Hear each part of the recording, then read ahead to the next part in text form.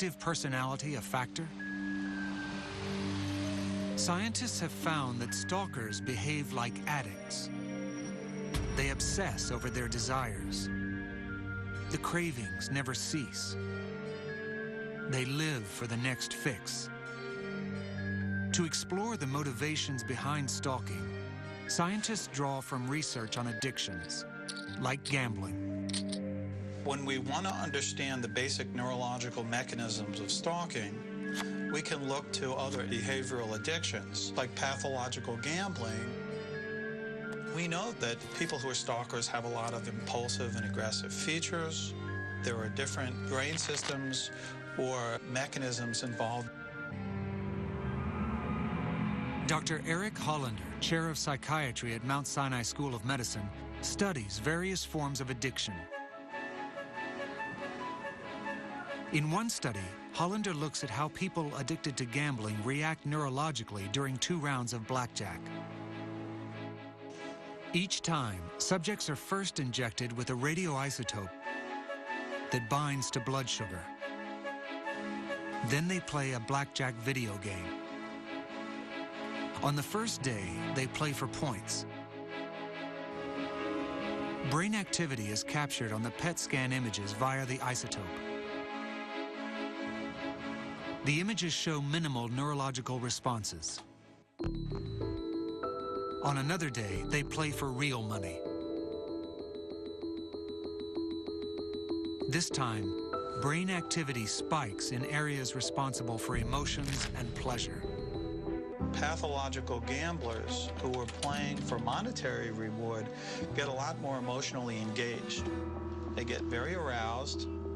They activate regions of the cortex involved in attention and vigilance. Addicts have a heightened desire for rewards. For gamblers, that reward is money. Hollander's study offers insights into why addicts, and perhaps stalkers, can't stop themselves.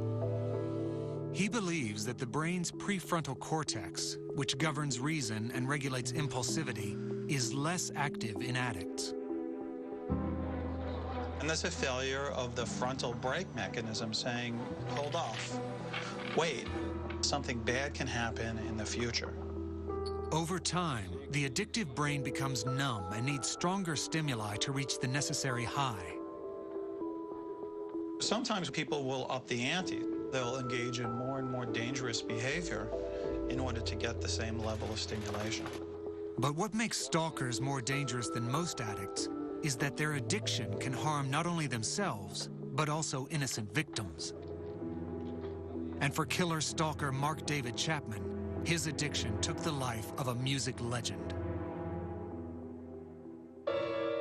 But what triggers stalking? And why does it sometimes lead to murder?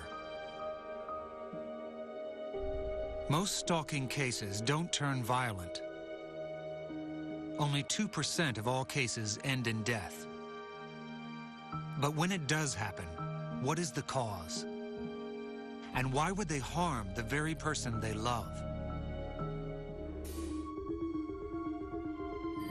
Some answers lie in how the brain responds to rejection.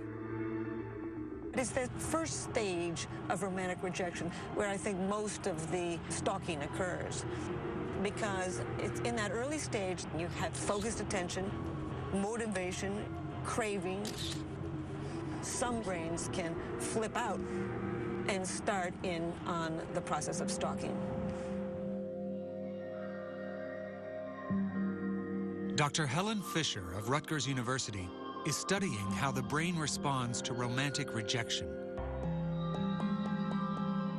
Her research opens a window into the neurological roots of stalking and how rejection can trigger extreme behaviors. Rejection is one of the most powerful human experiences on Earth with tremendous consequences. You're struggling with deep resentment, humiliation, shame, experiences that shut the brain down to normal behavior. I think about her all the time. It hurts not to be able to see her. I would do anything to get her back. I mean, anything. Do you call her? Yes. I just want her to talk to me. In the study, Dr. Fisher recruits and interviews 15 test subjects who have just been abandoned by their lovers. The people who responded were in bad shape. They were obsessed with their thoughts. Their brain had been hijacked. Really quite obsessed with her. This is all that matters to me.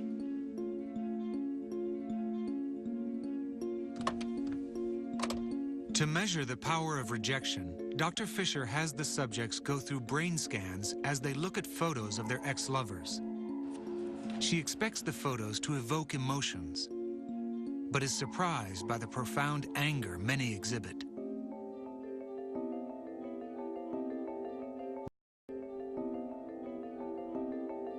The brain images reveal intensified activity in regions that control emotions, particularly rage.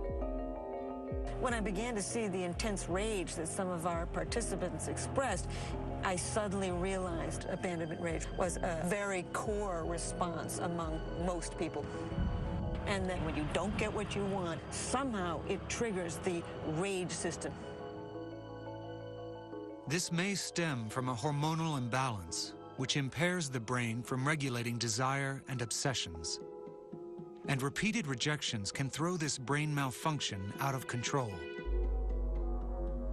driving the stalker to become more determined to obtain the unattainable, like a predator hunting its prey.